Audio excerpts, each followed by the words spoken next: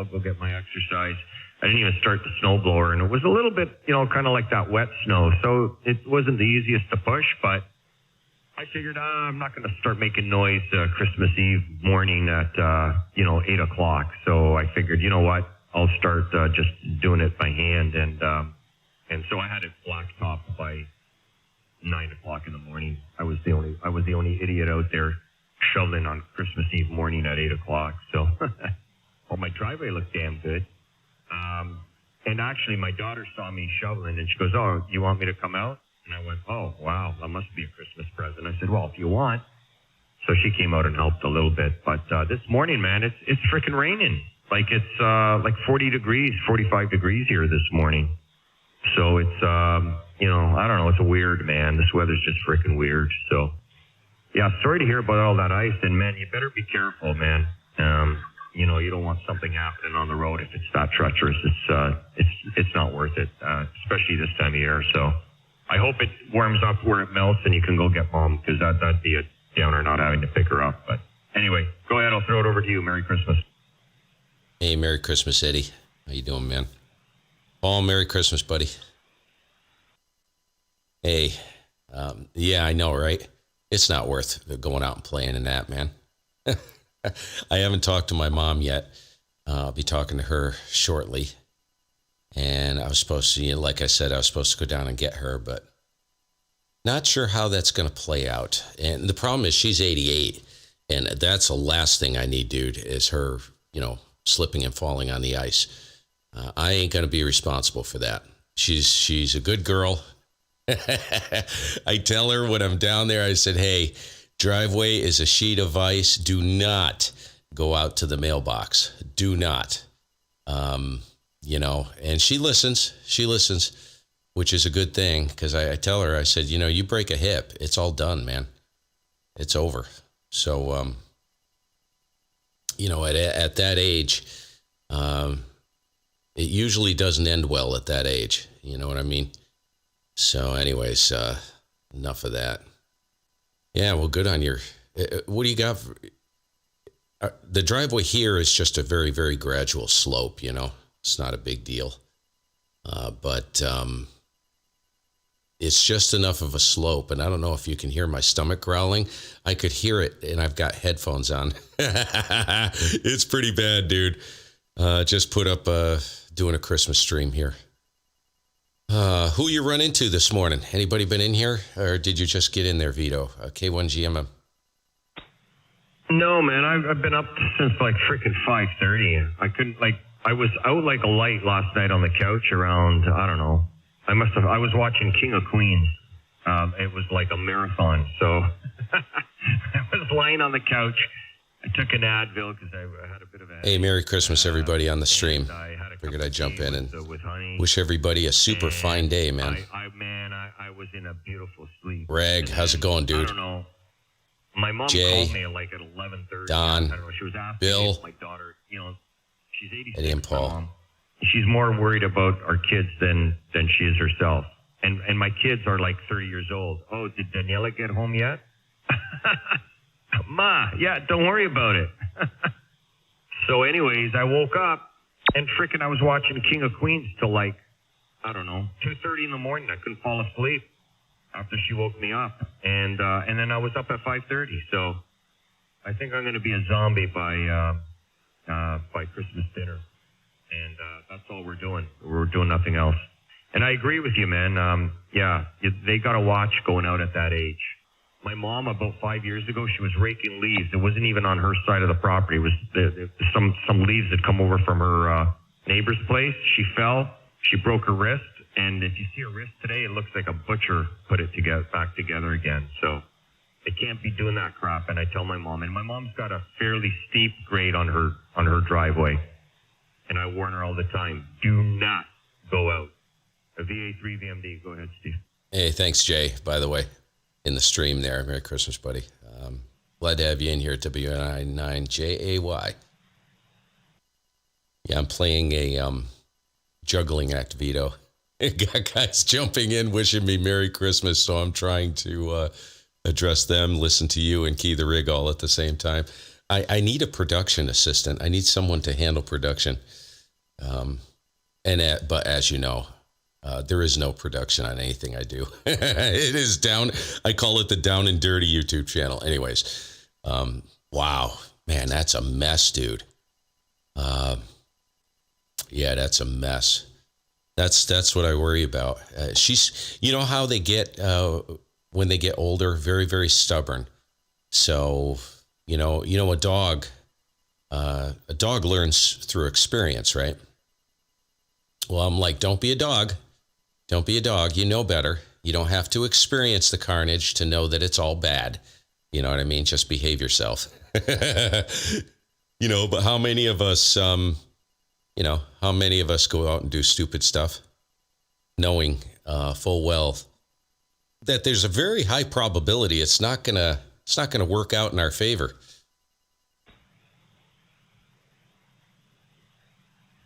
Oh yeah. We do it all the time, and I'm starting to get up there now. I'm 58, and sometimes the wife goes, "Why are you going up on that ladder, and why are you at the edge of the roof? Like, wait till Joey comes home and he'll hold the ladder for you." And it's like, hey, Merry Christmas, I'm Paul. Okay, man, I'm okay. 280 RPN. It is what it is. And the private nombre. They can be very stubborn at times, although she's pretty good. Scuba Steve in the shack. But my mom doesn't have any serious ailments.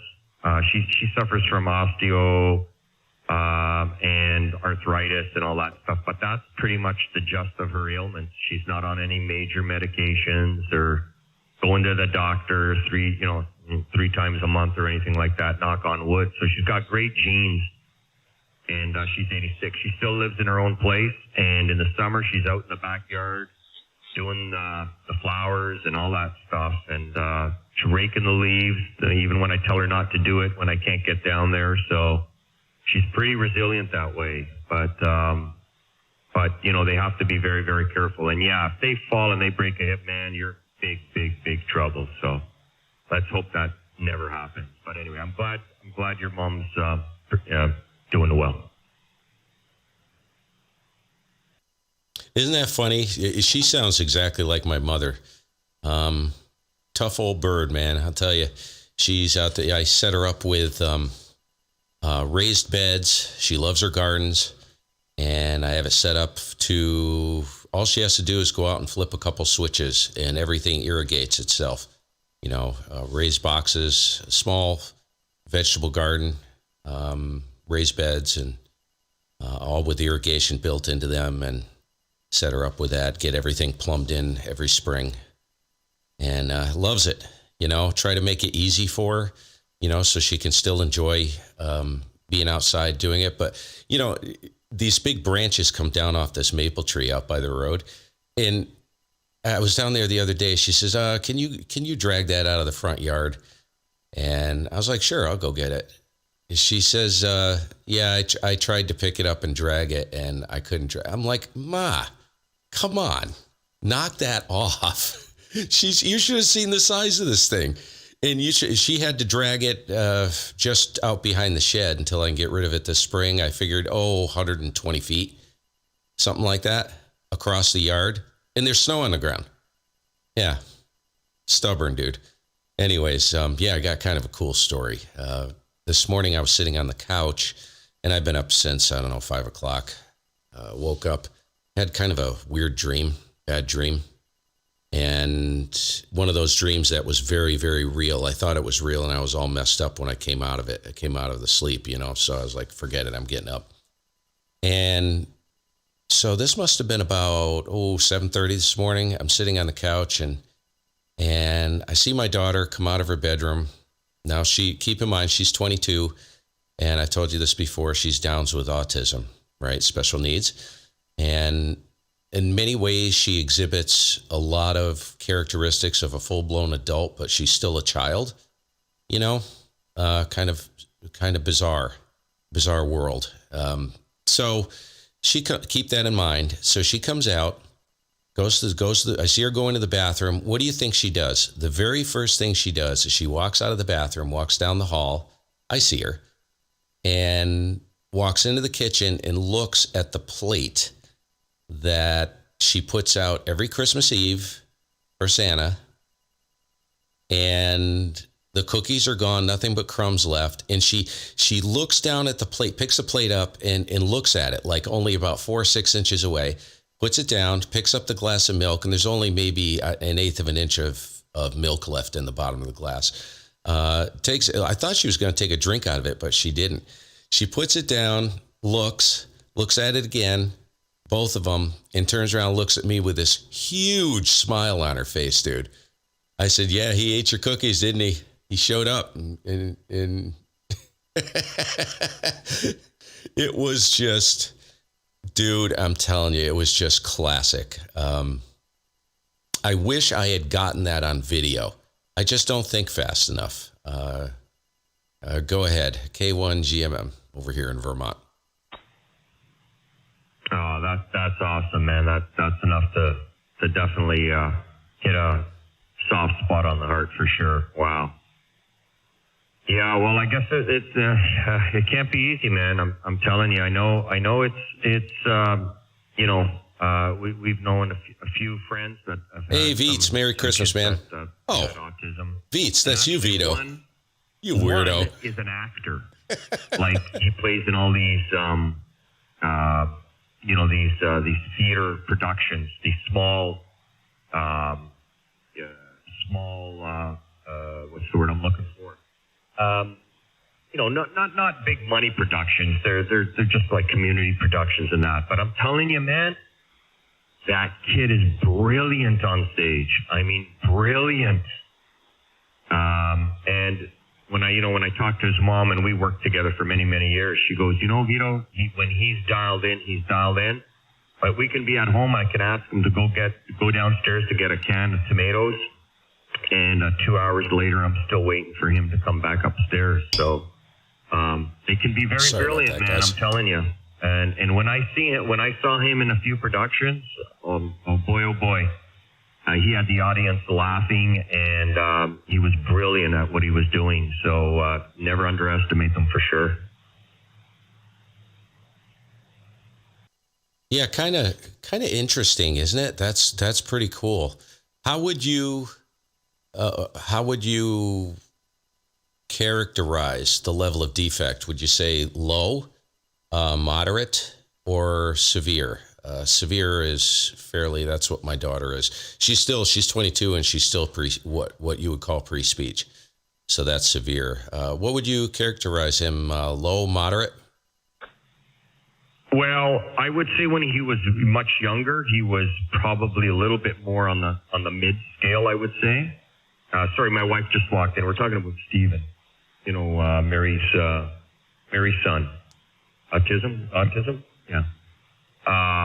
But I'm telling you, man, I would probably characterize it low, but I don't see him in his day-to-day interaction at home as much. I've only really seen him in public. So I would say that if I did not know, and afterwards when they finished the show, we went out to shake hands with everybody, you wouldn't probably even notice it. But his mother does. Let me just say that. But I just was in awe when I saw him do his thing, because I thought, wow, really, Mary? This guy's talented. Yeah, you ever notice that this is something I noticed with my daughter. Many times they have almost a savant type intellect.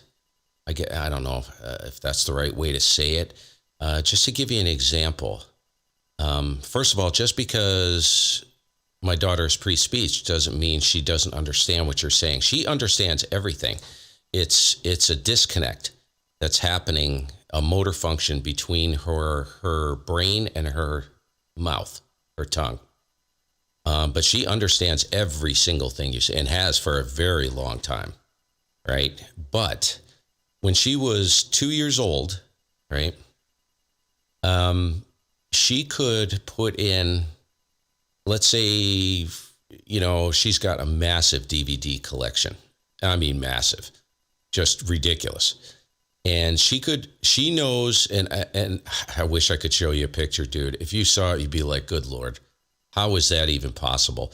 She knows where every DVD is, okay? And we're talking 2 bookcases full, as well as a DVD rack and another stand with DVDs in it. I don't know how many, hundreds of them. She could go, she knows where every DVD is. She'll pull it out. And of course, this is now, right? But backtrack to when she was about 20 years ago. And she had a lot back then. She'd grab a DVD, she'd walk out, and entertainment systems in the living room, they, you know how complicated they are sometimes. Like I have mine on an HDMI switch because I run a Raspberry Pi as a media center, as well as a DVD player. I have I have a head unit for the surround, and of course the TV, right?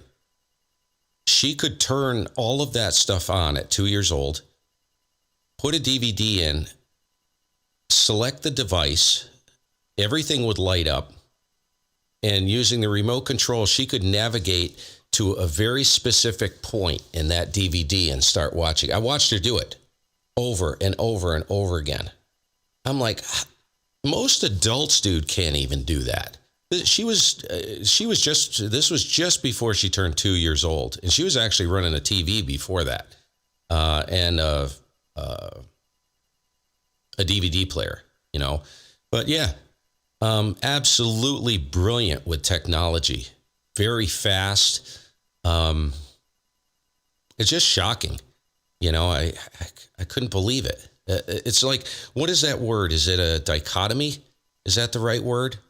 It's very confusing as an adult to see that. You know what I'm saying? It just blows your mind. Go ahead.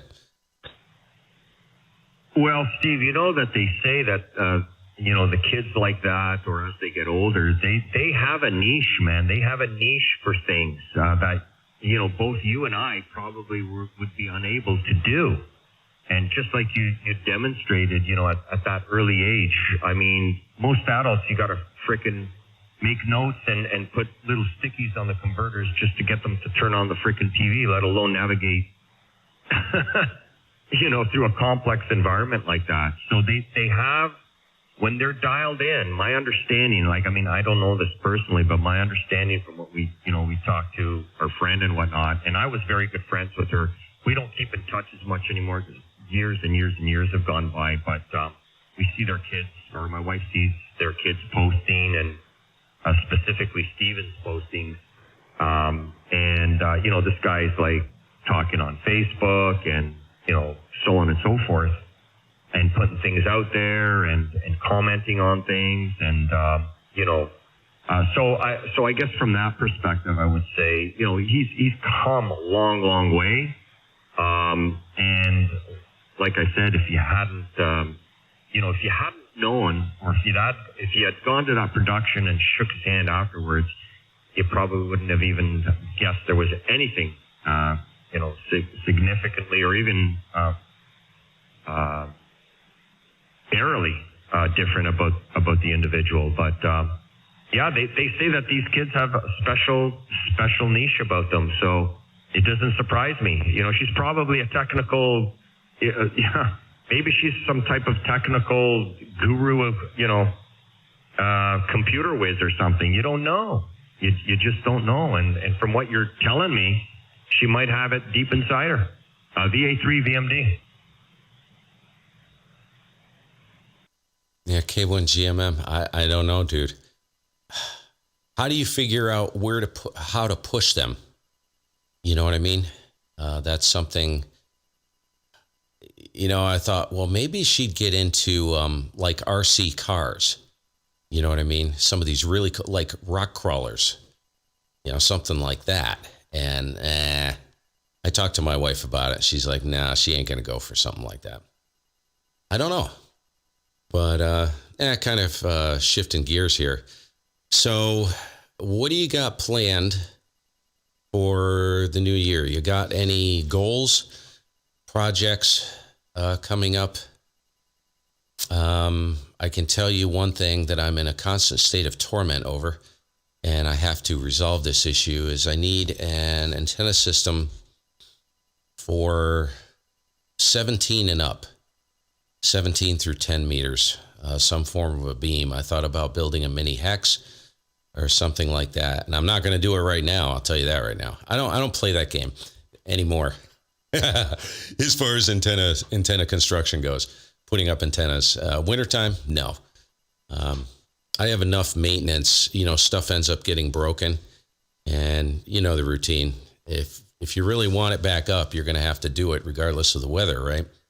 Well, I don't play that game anymore. If one of my primaries come down, then yes, I will be out there. I'll have to put a new lineup or repair something or whatever. But yeah, I don't know. Always trying to stay busy. I was curious if you had anything on the wish list. You know what I mean? In the want list coming into the new year. I know a lot of people are thinking. I'm always thinking, where do I go from here? So yeah, that's why I asked Vito. Just curious, and you don't even have to answer it. K1GMM.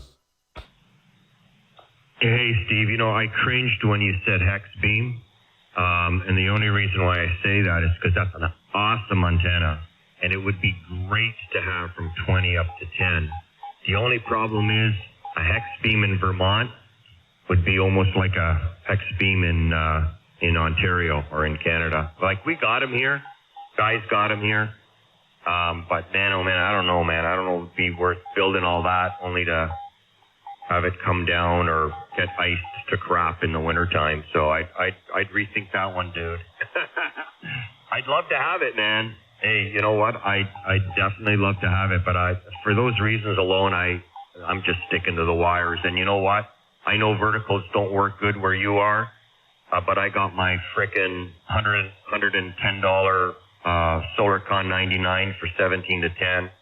And it plays nice for me over here. So you know what? If that thing breaks, for the amount of activity that's been on there, I'll just go throw up another one, dude. I don't know if I'm going to go there with a beam or a hex beam. I'd love to have it, man. Seriously. So my wish list, and I'm going to jump out of here after your next one because I think I hear rumbling upstairs. So I better go up for breakfast for Christmas there, and I'll probably catch you maybe a little later on. I don't know, man. I think the Anon isn't going to be too far down the road, or a Sun SDR expert or whatever you call them. Hey, Dave. I can almost Merry Christmas, see that buddy. coming Again. This coming year. So hang tight, dude. Hang tight. I just might be there. So anyway, I'll throw it over to you, and then I'm going to jump out, and I'll probably be on a little bit later on because nothing's going on over here. I'm going to go upstairs and help prepare dinner a bit. Me and the son did it yesterday because my wife was sick, and my daughter. We'll have that conversation another day. But anyway, so that's my wish list, and I'm gonna just say this one last thing about because you said something about pushing them. We were talking about our daughters pushing them into a direction, or kids, buddy. It's tough enough to get them on the right path and the right road and I don't mean any disrespect, to your daughter with autism, but when ours have everything at their fingertips and they've had everything, there and the road paved for them, it's hard even then to get them to do what you want them to do or get them to do. So, dude, I hear you. So, blessings your way, brother. And I tip my hat off to you and your wife, and I'm sure you're blessed. I'm done in a second, Lisa. And I know there's challenges. I'll be up in a minute. There's challenges for us, even in our circumstances. So don't feel bad, dude. We're in the same boat. VA3VMD, bless you, brother. And we'll let you tie the ribbons on it, and we'll talk soon. VA3VMD. KE8RGA. Yeah, the KE8 recognized. Vito stepping out. If you can hear me, I'll pull you in here. And Merry Christmas. And yeah, no problem, Vito. No, go do your thing. I know this can be a busy day. And no, you're right. I was, my father told me, actually two people told me, I'll end it with this. First of all, we found out we didn't know she was, excuse me, Down syndrome. And we didn't even find out she had autism as well until later on in life. This was about 5, 6, 7 years ago. Now, we were told this was right when she was born. Of course, she had heart problems. So she went into open heart surgery at 4 months old. And we were told right when she was born, I was talking to the nurse, and, we were under a little bit of duress, my wife especially, myself, because we had no idea. Excuse me. So the nurse told me, she said, I'll tell you what, she says, treat them just like a normal child. And I never forgot that. And my father told me, this was shortly after she was born, she says, she said, I never told you this, but we had friends with, they had a boy with Down syndrome, and they pushed that kid, dude.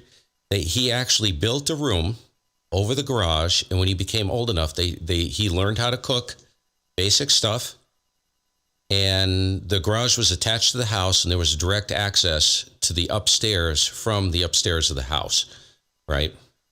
And so they built him a little apartment there. And that's where once he got old enough, they pushed him right in there to develop his independence. And my father told me, he says, don't be afraid to push her. He said, you will not believe what they are capable of doing. And that was and he told me a lot more than that, but that's basically it in a nutshell. I'll let you get going. 7-3, man. And I'm going to be pulling the plug on the stream in a little bit here. And I'll pick up that 8 call. I'll put it back to you, Vito, for any comments. And if you don't come back, 8 Land can go ahead and pick it up. This is K1 GMM Steve, Vermont. Okay, Steve, we'll let you pick up that other station. Hey, I concur. Listen, we got to do it with our own kids today, and give them their independence, because they've been hovered and helicoptered so much. So I concur with your father, and I'm sure you're doing a great job, buddy. From what I know of you and the way you conduct yourself, I'm sure you and your wife are just hitting a grand slam, brother. Okay? So we'll talk to you later. I'm going to get out of here. 73, Merry Christmas. Hugs all around. And God bless. VA3VMD, we're out. Yep, back at you, Vito. We'll catch up with you later. I'm going to be around all day. The 8 call. Good morning. Merry Christmas. Steve, Vermont. Kilo 1 Golf. Mike. Yeah, this is Kilo Echo 8 Romeo Golf Alpha. My name is Steve, and I'm in Cleveland, Ohio area.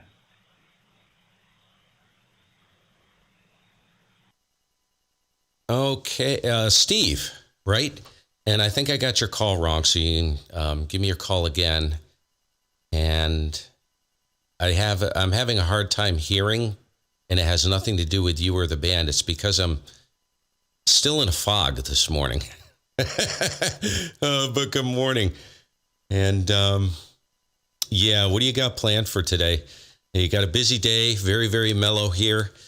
I don't know if I'll be able to get my mother. We have an ice storm going right now, freezing rain with basically everything is a mirror outside, and the antennas are coated with ice, which I'm actually surprised everything's working okay. No SWR issues or anything, so everything's just sitting there, very happy.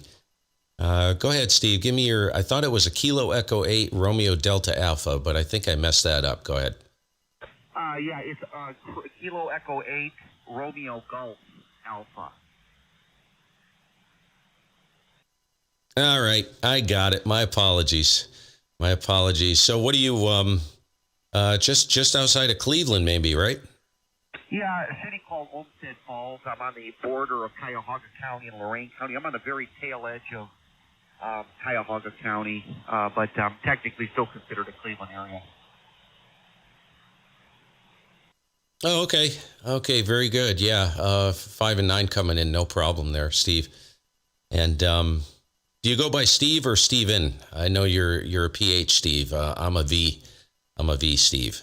Some people like the whole barrel of monkeys. So you can call me anything you want. Not a problem. So what's going on? What you got planned for today? You just sneaking in some radio, or are you going to be playing radio all day? I'm going to be in and out, I think. Pretty mellow this side. Go ahead. Radio all day. I think I'm going to go out to eat with my brother. He's got something going, but just kind of decided to get on here. Just say Merry Christmas to everybody. What's your location, sir? Okay, I am over here in Vermont. If you look at Vermont, kind of the west-southwest side of the state, about 15 miles. I sit right between Manchester and Rutland, west side of the state here. Go ahead. Yeah, Vermont's a nice state. Vermont, I remember visiting Vermont back in the late 70s. I'm 51 now, but I love the East Coast, but I think a lot of people are moving out that way, and it's hard to find, Maine. I think Maine was my favorite state because it was not populated. I don't know what's happening now, but I love the East Coast. I love the fall there. It's a beautiful area to live. I'd love to live in the East, but I live in the Midwest, and we get nice falls here and winters too. So, and I'm close to Michigan, which is a beautiful state. So nice. Yeah, I got a really good friend in Michigan, NALLC. He's up in Lansing. And, it's beautiful out there. It's been a long time. This was probably 1983, 1984. We dropped into Duluth, Minnesota from Canada and came down. And we were around, and I'd have to look at a map. I can't even remember now. We were around whatever Great Lake. We headed directly south, and we ended up in New Mexico. But boy, that was beautiful along whichever Great Lake that is. And I don't even know if it was Minnesota at that point, but yeah, and I'm kind of a water freak anyways. I love the ocean. And Maine's my favorite state, dude. I didn't spend enough time in Alaska. I was there for about 2 weeks, and you can't spend just 2 weeks in Alaska. I don't care what anybody says. Of course, I was working at the time. I was touring, and geez, dude, got some great pictures, but that's a pretty big place. So at some point, it would be nice to get back there. But the Maine coast, I have a picture. This was probably around that same time. I'm trying to think if it was before or after. I think it was before. I ended up out west and then up in Alaska and across Canada and all that, down through the Midwest and South and California, blah, blah, blah. I think it was the year before that. I was over in Maine with a friend of mine. We hiked Mount Katahdin, and I still have a picture on my wall.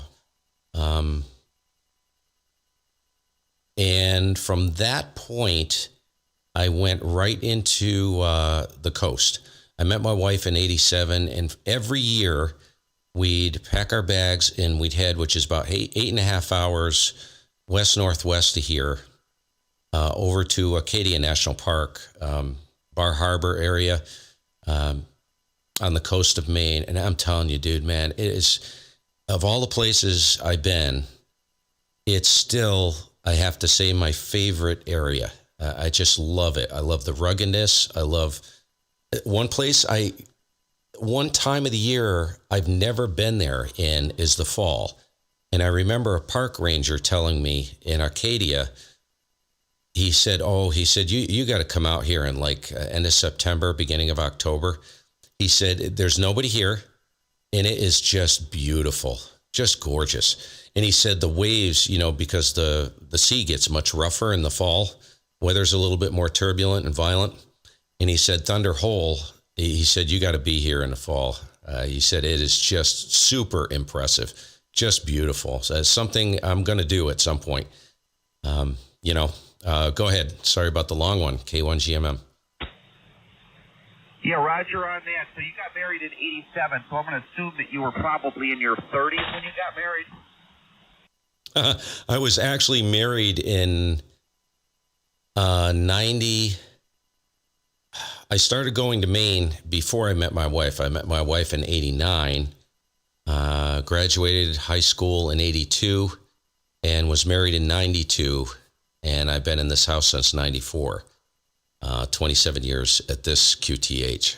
Been in the hobby since 2015. So there is a whole lot of dates for you, Steve. Go ahead. Oh, okay. Yeah, sounds good. I had a friend of mine. A lot of younger people today. You're not seeing people getting married. Hey, Merry Christmas, Christian. Seems to get smaller. John Boy. It's kind of interesting that your generation was able to experience the success of the 80s. I kind of get, dismayed at the fact that younger people today are not involved in ham radio, that's for sure. I'm 51. I'm a young guy on here, but I'd like to see more young people get involved in ham radio. Oh, I know, right? What do we hear all the time? I've heard people, I've never had anybody say this to me, but most of the people are not young that are around me here, and I don't have hardly any friends here. I have one friend, which is a ham radio operator, so he doesn't count. But, and he lives about 25, 30 minutes north of me.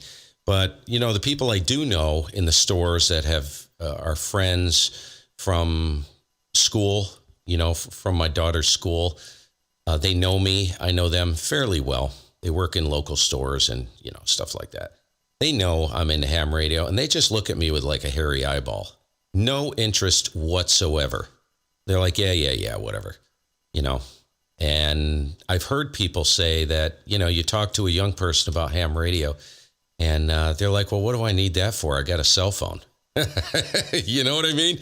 But it's more than that. Come on, you guys. Now, that being said, I have done a lot of portable stuff up on the mountain. Now, there was a ham radio operator who's Silent Key now that worked at Burton Academy, which is a private school in Manchester, and he had a repeater up. This wasn't too long ago. He was there for probably, 10 or 15 years maybe. And a lot of the kids that were at that high school ended up getting into ham radio. Now, not a single one of them that I've seen or met is still in ham radio at this point. But I've been up portable on the mountain, which is outside of Manchester, up in a place called Snow Valley. It's an old abandoned ski area. It's a high elevation area. I go to work portable. Very, very good location. Very high up, and with good takeoff. And I've had guys roll in. It's kind of like, the locals treat it as kind of like a party spot sometimes. So I've had like groups of, I would say they're in their 20s at this point. And they're like, oh, what are you doing? You ham radio operator? I was like, yeah. And they said, oh yeah, we graduated from BBA and we used to be part of blah, blah, blah. And I can't remember the guy's name or his call sign. So it was interesting. They are out there, but the ones that I've seen here are not active. Go ahead. Yeah, Roger on that. There's a lot of ham radio operators in my city of Olmsted Falls, but I don't know that they're active because every time I don't hear them locally in Olmsted Falls. So there's, I think one gentleman, his name is Miller, and he actually administers the ARRL, the test. And he actually lives in my town. But, it's interesting. People can talk to their best friend in Bangladesh on their iPhone. So the novelty of talking long distance over the airwaves is, hey, I can talk through the underground cables under the ocean. And so people choose that route. That's okay. Also, what I like about ham radio is that you have to identify who you are, your first and last name, which I think is cool because it gives you the freedom to express yourself and your opinion in knowing full and well that, hey, this is a real person. The internet is a weird place. I've gotten in chat rooms where I've talked to people and they're all anonymous. And the ham radio was the best decision I made. K1GMM. Well, it's a lifelong. I think it's a lifestyle as well as a never-ending lifelong pursuit of all different things. I got into the hobby because I loved antennas. I love propagation. I don't know that much about it, but I'm always learning, and it's a great hobby for, I'm 57, and, later on in life, like we were talking about my mother with Vito earlier. I'm sure I don't know how long you were listening, but when you get up there in the years, you need things to keep your mind active. And what a great hobby for that. Even right now, I mean, I am always every day working on something to do with a hobby. And it keeps my mind, I wouldn't say sharp, but I'm learning, and, it's fun, and it keeps me going. Always something to think about, always something to pursue, always something to learn, always something to work on. All I can say is if you're ever bored in this hobby, you need to go find something else to do. There is plenty to do in this hobby. Yeah, Roger, someone else wanted to get a word in. Yeah, somebody else jump in there. Go ahead. Merry Christmas, Steve, Vermont, K1GMM.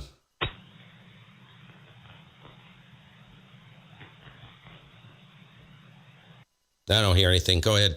I may not be able to hear him this side. Steve, go ahead. All yours. Okay. Yeah, well, you're right. It's a good hobby, but I consider it more than just a hobby.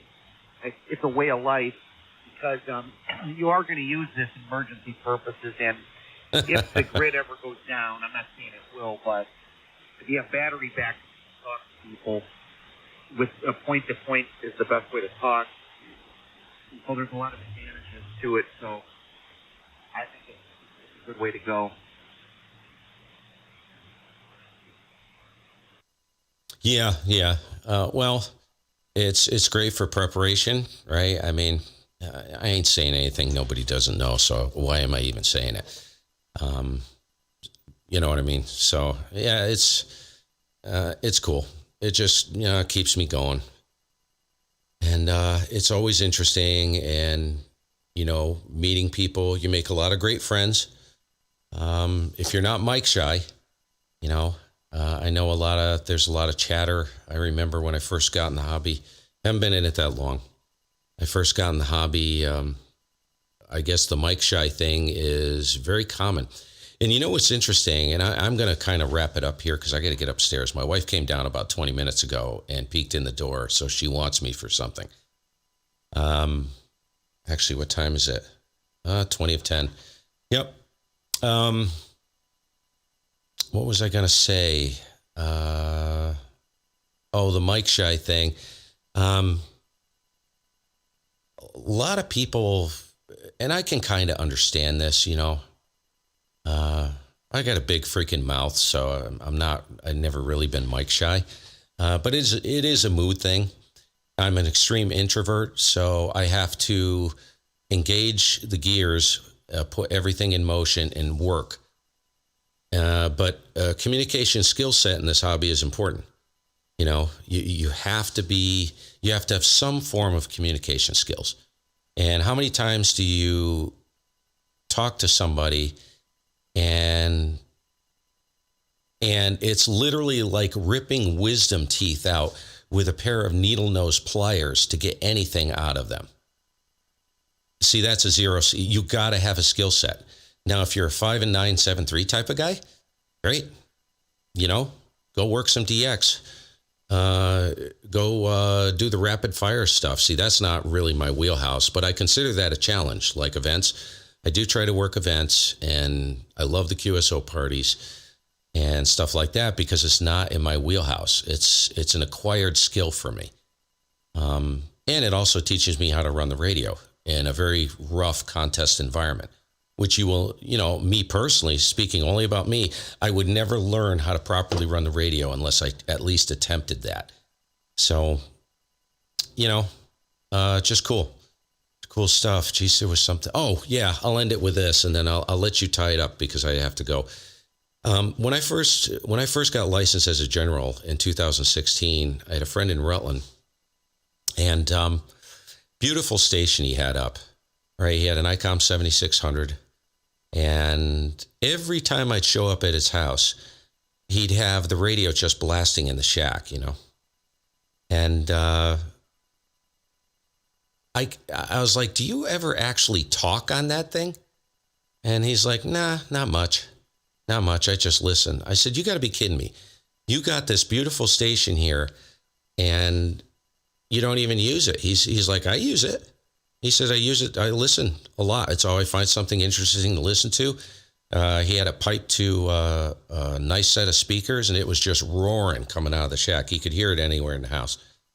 I could never understand that, Steve. I'm like, you got all this equipment there and you never talk on it. Well, it took him about 20 years to get to that point. I'm already there.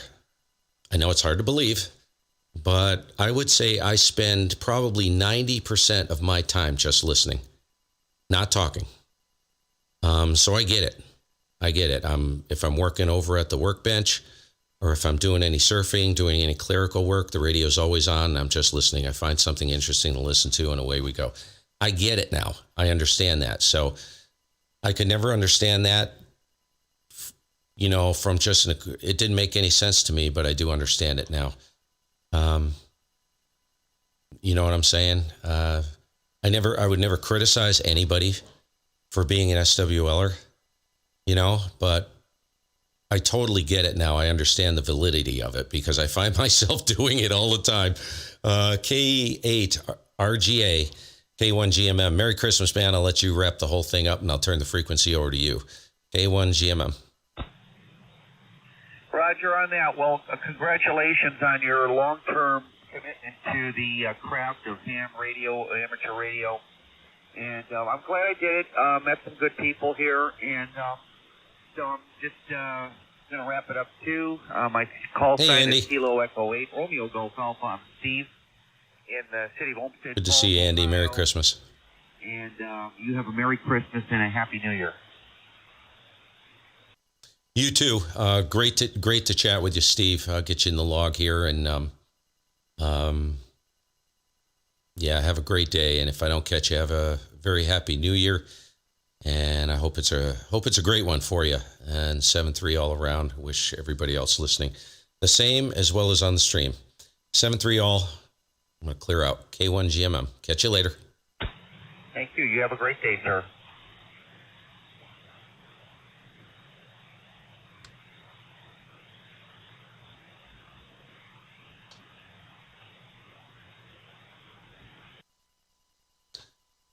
All right, you guys, I'm out of here. Head upstairs, see what the wife wants, and then we'll, I don't know, maybe back later. We'll see. Got some things I'm going to start tinkering with today regarding the All-Star node. See if I can get a USB interface, audio interface hooked up to a UV5R. I may start work on that. Private Nombre. License is 16, first HF contact at 36. Well, at least you made one. And it doesn't matter. And yeah, just a quick comment on that Private Nombre. Now, I say this all the time. Let me stop this thing here. But my first radio, I had a guy drop it in my hands for free. Basically, the kids, if they don't have money today, it's because they're lazy.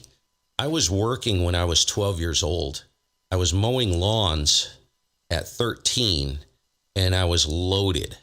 Spent my summer mowing lawns. I had plenty of money. Now, that being said, no. Did I have like $1,000 to go buy a radio? No, I didn't. But you know, you can buy an old HF set for about anywhere from $150 to $200. Go get your spool of wire. You could actually have an entire HF station up with an OCF and a transceiver for, well, wire's more expensive now. So let's say $300. $300, including coax. So yeah, it doesn't have to be expensive. If you're fortunate enough as me, someone dropped an old TS430S in my hands for free. So the radio, yeah, score on that. Grab yourself a little bit of wire and a run of Mini 8, you're on the air. So it doesn't take a lot. People think that they have to spend all this money, and you will work the entire freaking planet. Doesn't matter what radio it is. You know, as long as people can hear you and you can hear them, and you got some kind of a decent antenna up there, yeah, that'll do her. Anyways, we'll catch you. We'll catch you guys later. 7-3. Have a nice day. Merry Christmas, everybody, and hope it's a nice, enjoyable day for you. And thanks for stopping by on the stream, man.